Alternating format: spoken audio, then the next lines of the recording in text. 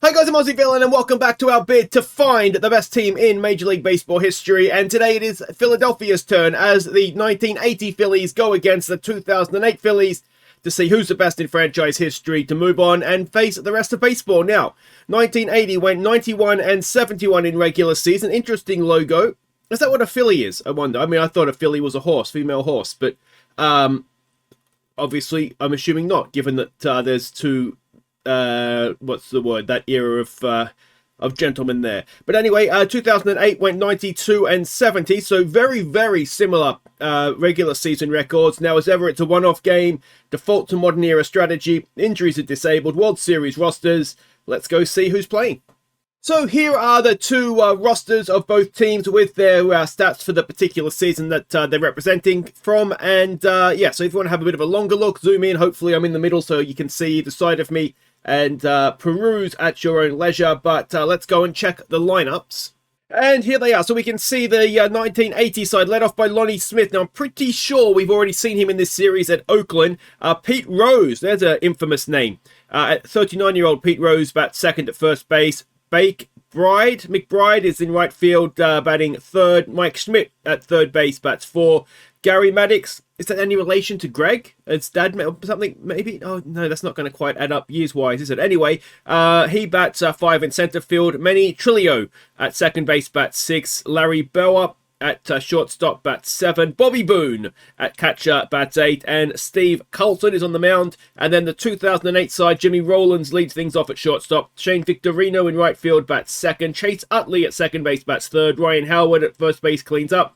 Jason Worth in center field, bats five. Pat Burrell at left field, bats six. Carlos Ruiz at catcher, bats eight. Pedro Feliz at third base, Ruiz is seven. Feliz is eight. And it is Cole Hamels, the man on the mound.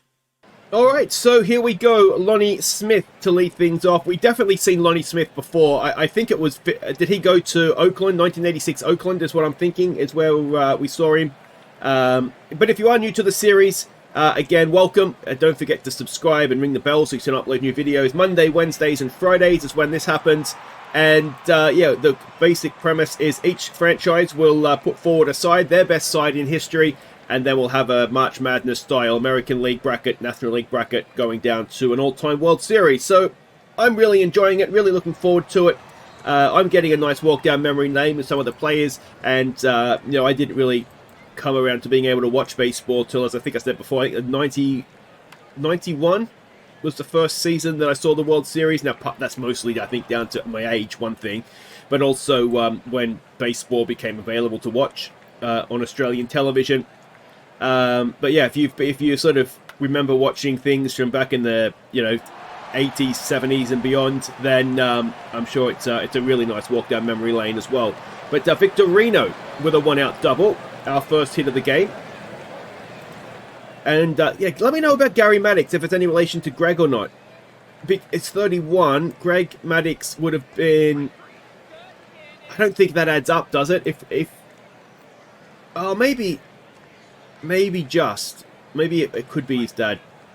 But anyway, there's the end of that inning as a couple of strikeouts, and Mike Schmidt will lead things off. First pitch swing. And Smitty into the left center field gap, and he'll have a leadoff single. Double, I should say. There it is there. So the 1980 Phillies with a big chance here to go ahead. When you're ready, game. There we go. So it is Gary Maddox now. A 1-1 pitch. And that is into right field. Now, was it deep enough to get the man over to third? I didn't see how quick he was, no. Let's have a look here. Smith is he's above average, but nothing more than that. Trillo now. Trillo into right field, and that should open the scoring. Trillo's RBI single puts the 1980 Philadelphia Phillies one up.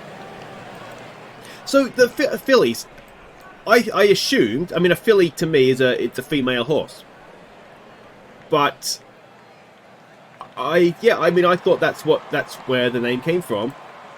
But seeing the two sort of what is it? You know what I mean? But like the Victorian era, is that what it is? I never know what era is. But yeah, it makes me think maybe it's something else.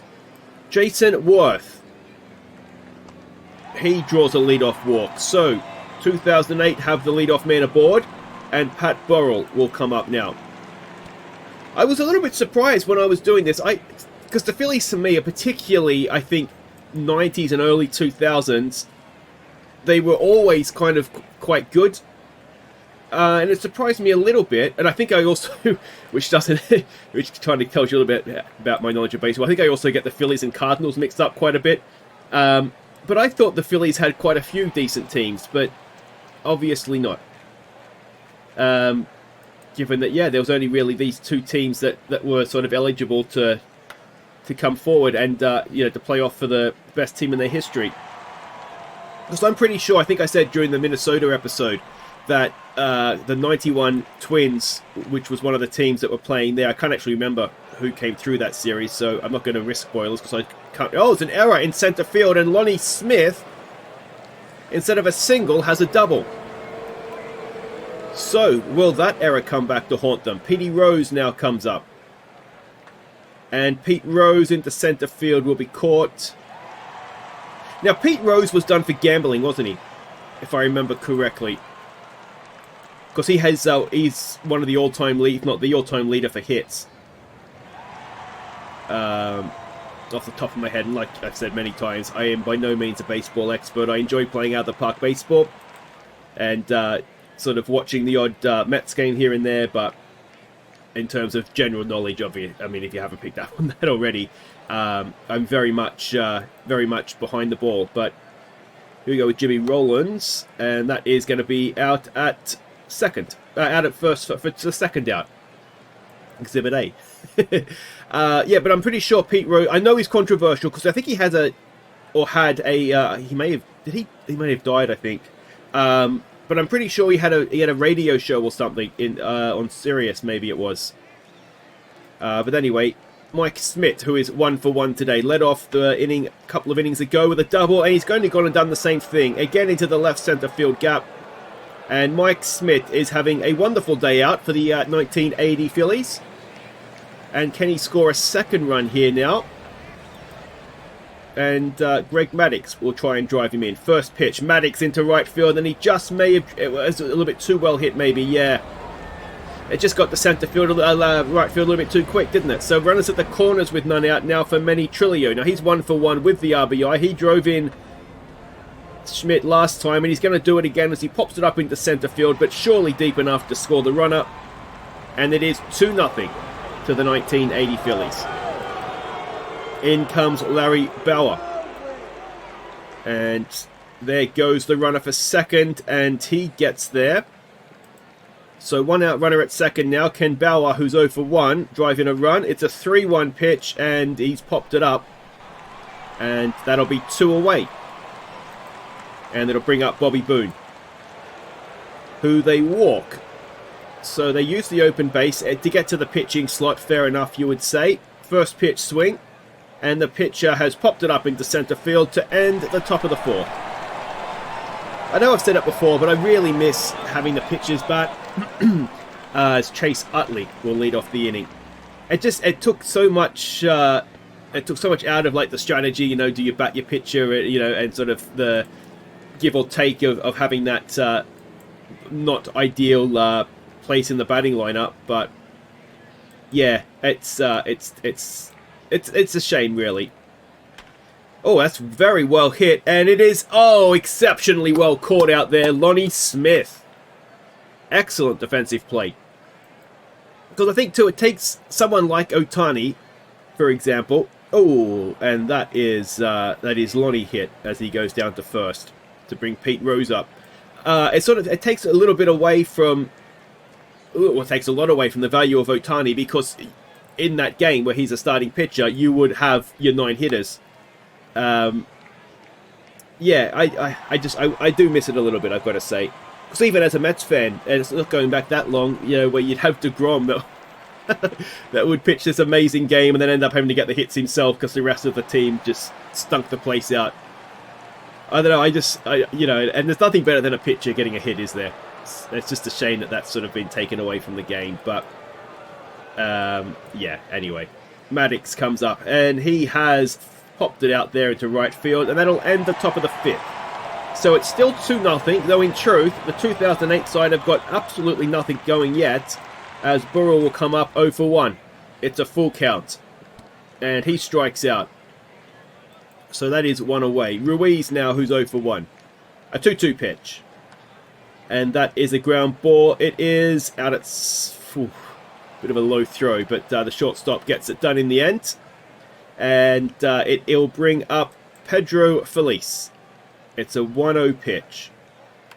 And that is a ground ball, this time to the second baseman. And again, absolutely nothing for the 2008 Phillies.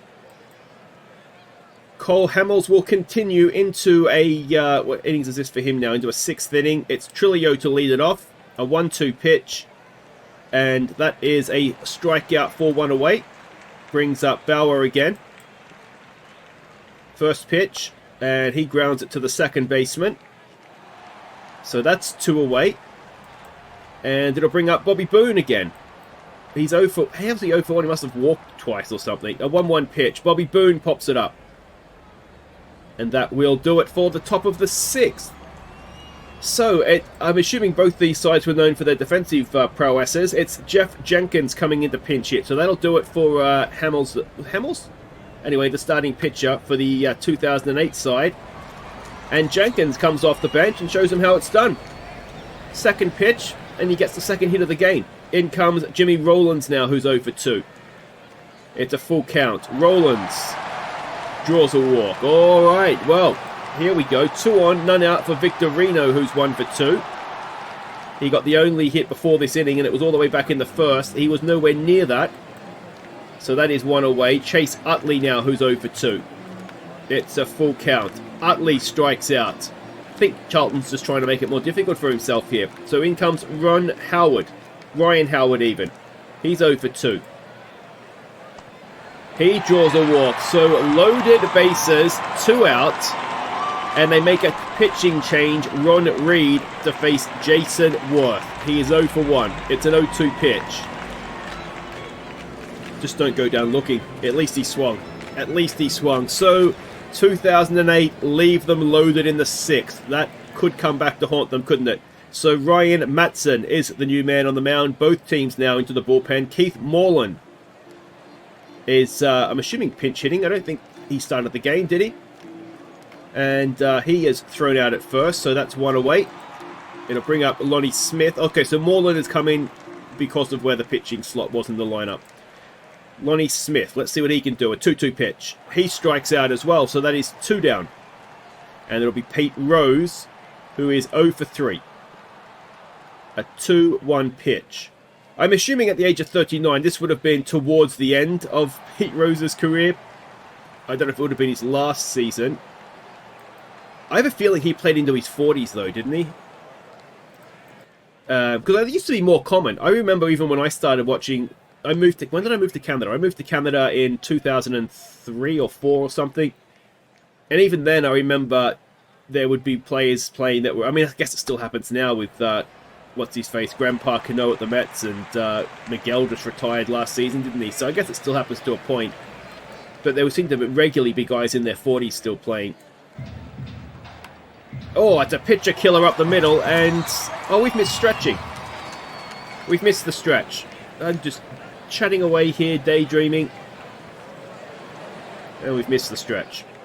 So Ron Reed to face Matt Stairs now, who's coming in to pinch hit. And, well, 2 on, 1 out. This is 2008's big chance, isn't it? 0-2 pitch, and Stairs strikes out. And it'll be Jimmy Rollins. They can't strand more runners, can they? Oh, for the 2nd inning in a row, it is loaded bases with 2 out, and this time it's Victorino, who is 1 for 3. It's a 1-2 pitch. Victorino has popped it up. And we'll pretend it was always planned that we would stretch at the end of the 7th. See you soon. Welcome back from the 8th inning stretch. Sorry about that. It's J.A. Happ on the mound now to face Bake McBride, who is 0 for 1. 0 for 3, sorry. A 1-0 pitch. I wonder... now, maybe his name is Bake. I wonder if that's a typo. It should be Blake. I've never seen a first name of Bake before. Yeah, I mean, it would make it would make sense to me if it was just a typo and his name is actually Blake. But yeah, Baker's certainly a very unique name. Maddox comes up now. Maddox hits it into left field. Oh, and Lonnie Smith out there again. Oh, it's Burrell. Wasn't Lonnie Smith out there, or was he in the batting side? No, he's in the batting side. Well, there's two very good left fielders out there then. Trillo. One thing I do know... Oh, Trillo's... No, not quite. He's popped it up in the end. When you've got two teams from the same franchise playing, it gets very confusing what team is fielding and what team is batting at times. Yeah, so Lonnie Smith's out there now. Chase Utley will face new man Marty Bystrom. Let's see what he can do. It's an 0-2 pitch.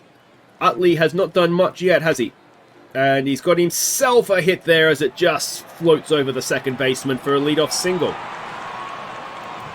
So they are very quickly running out of inning here in the 2008 side. It's Howard now who's 0 for 2. It's a 1-0 pitch. Howard up the middle. Is that going to drop in? Center field is there. It's one of those frustrating ones, isn't it? Well hit, but just straight to the man. Jason Worth, he's 0 for 2. It's just a 2-0 pitch. Worth, oh, that could be a double play. There's one, and there is two, and we'll go to the ninth. And the 1980 Phillies still have their 2-run lead.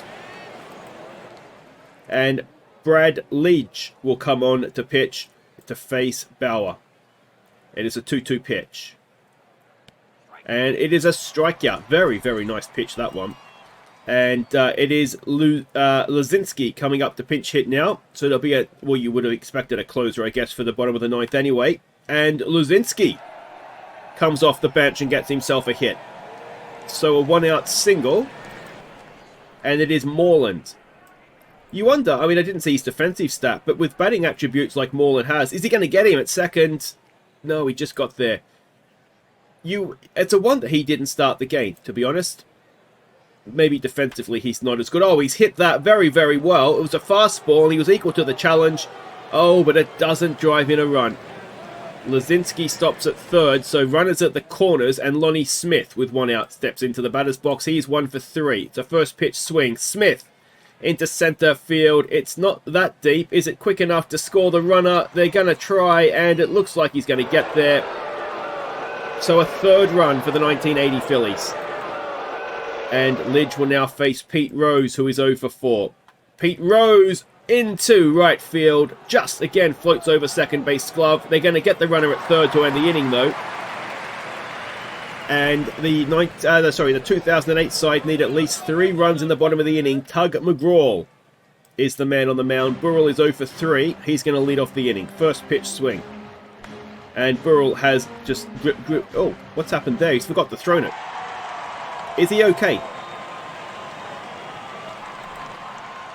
Yeah, Bauer's he's just forgotten to throw it. Carlos Ruiz now comes in. He's 1 for 3. A 1-2 pitch. That's a wild one. So that gets the runner over to second. Now, in truth, that doesn't matter, that run, does it? They can ignore him. It's a full count. And now, remember to throw it. Throw it. There we go. Hooray! So he gets the out at first. 1 away, runner at second. Felice is the man at the batter's box. He is 1 for 3. And he has popped that up into left field. Runner will have to stay at second. And we're down to the final out of the game, potentially. And it is Greg Dobbs coming into pinch hit. Can he do something? It's a 2-2 pitch. It's a ground ball. The second baseman has it, and it is the 1980 Phillies that will be moving on from this one.